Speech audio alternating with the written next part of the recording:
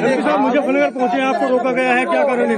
एक मिनट में शांत हो जाइए। कोई आइडिया है क्या? हाँ जी बताओ। मुजफ्फरनगर आप पहुंचे हैं, आपको पुलिस द्वारा रोका गया है, आप जा रहे थे, क्या कारण है, क्यों रोका? मुजफ्फरनगर बॉर्डर एरिया है क्या भाई? जो मुजफ्फरनगर में कोई किसी के दुख में शामिल नहीं होने जा सकता है भाई। पुलिस का काम है अपराध रोकना, किसी के दुख को जो कोई बांटने जा रहा है उसे रोकना पुलिस का काम नहीं है।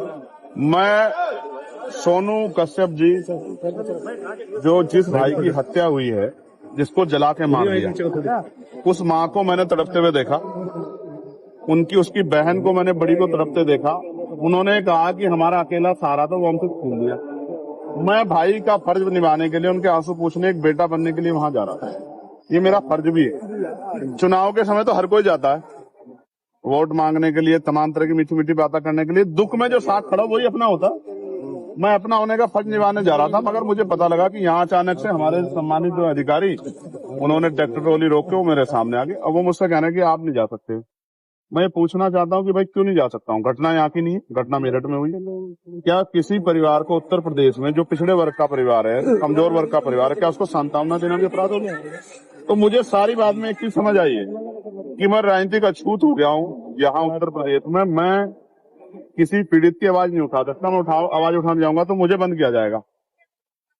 इसका एक तरीका मेरी समझ में आया, मैं इनको रास्ता बता रहा हूँ कि जैसे पिछली बार मुझे गोली लगी थी 23 में, मेरी ये हत्या करवा दे पुलिस वाले मिलकर सारे सरकार के साथ।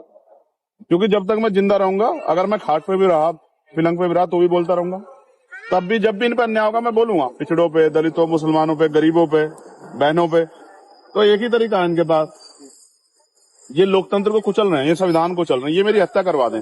इसके बाद तो इनको शांति मिल सकती है, वरना जब तक मैं हूँ क्या तो ये जुल्म रोके, वरना अगर ये जुल्म करेंगे मेरे लोगों पे तो मैं उनकी आवाज को उठाऊंगा, मैं लड़ाई को लड़ूंगा। मैं किसी बात से नहीं डरता। एमपी साहब कई दिन हत्या को हो चुके हैं, अब तक एक युवक जो इसको है तो भाई मैं तो जब तक परिवार को नहीं सुनूंगा तब तक मैं कुछ नहीं कह सकता हूँ। मैं तो जाऊंगा, जब उनके पास जाऊंगा वो मुझे अपनी पीड़ा बताएंगे जी। जब मुझे अपनी पीड़ा बताएंगे तभी मैं आगे की बात तो कर पाऊंगा।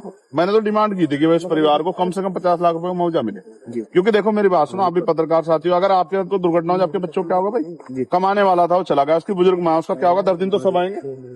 तो उसको 50 लाख रुपए मदद दो, एक सरकारी नौकरी मिले, और सबसे इम्पोर्टेंट है इस घटना की सीबीआई जांच हो। यही मांग उठा रहे हो। अब आप पीड़ित के यहाँ जाएंगे या यहाँ से वापस जाएंगे? आप बताओ मुझे। मैं जैसे आगे बढ़ूंगा तो मीडिया वाले कहेंगे पुलिस वाले लड़ रहे हैं, तो मैं शांति से बड़े अधिकारियों को कह रहा हूँ कि वो मुझे अपनी गाड़ी में ले चलें जी, मोटरसाइकिल पे ले चलें। मैं अपने सब साथियों को वहीं रुके, मैं अकेला आदमी जाकर उनकी बात सुन के और उसको आगे आपके सामने बता दूं। इसके अलावा बताओ रास्ता क्या है लोकतंत्र में?